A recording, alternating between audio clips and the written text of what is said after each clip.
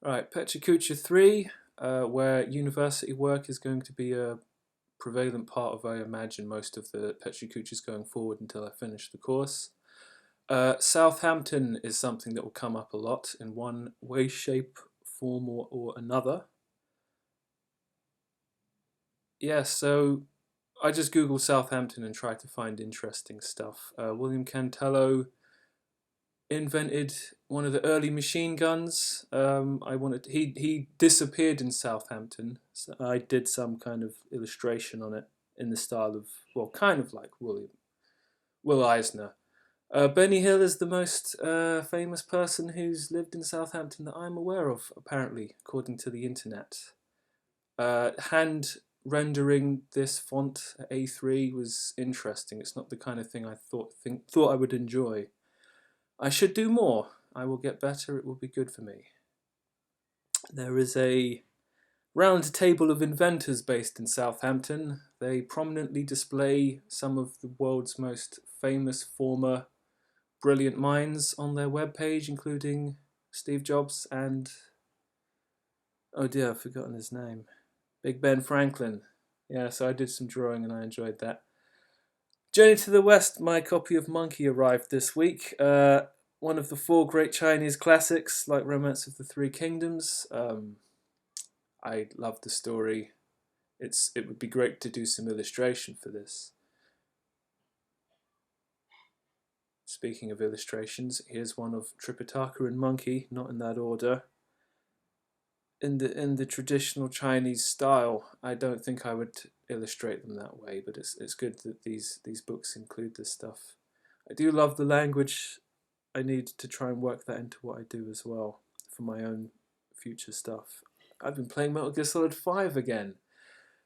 Hideo certainly knows how to introduce his viewers to what he does in a very kind of controlled way. You don't know what's going on and you just have to take information as it comes. That's a good way to induct people.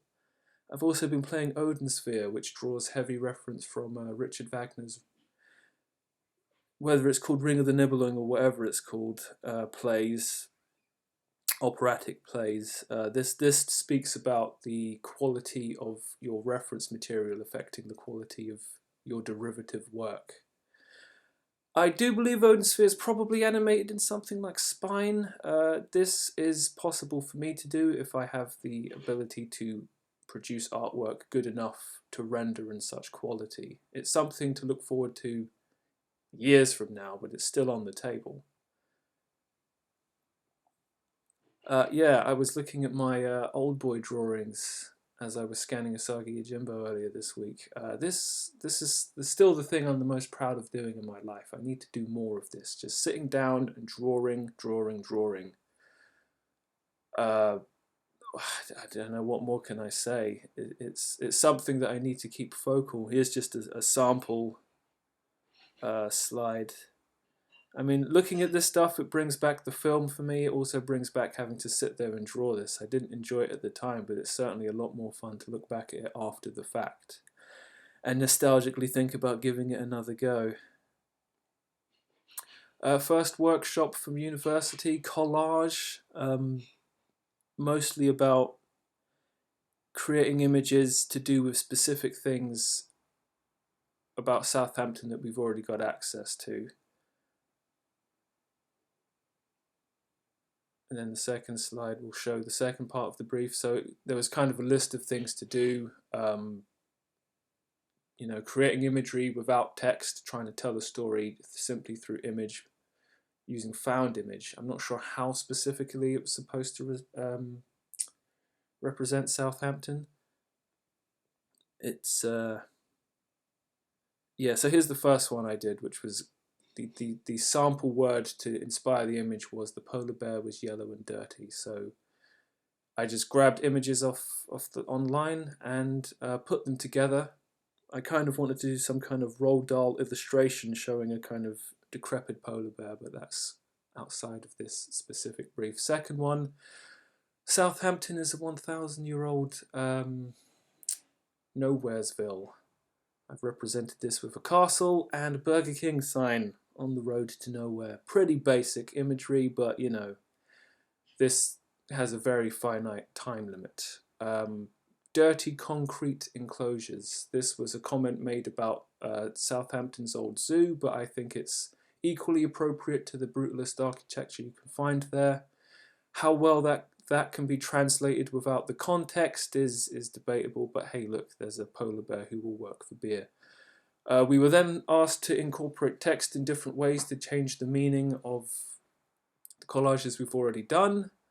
So I had 3 where the polar bear was saying it was dirty, where the zoo sign was saying it was dirty, and where the kids were saying it was dirty. It kind of does change how you interpret the imagery. So I've just cropped this image 6 different ways to try and create a sort of narrative. You could probably draw your own even without knowing the order, but it is left to right, top to bottom.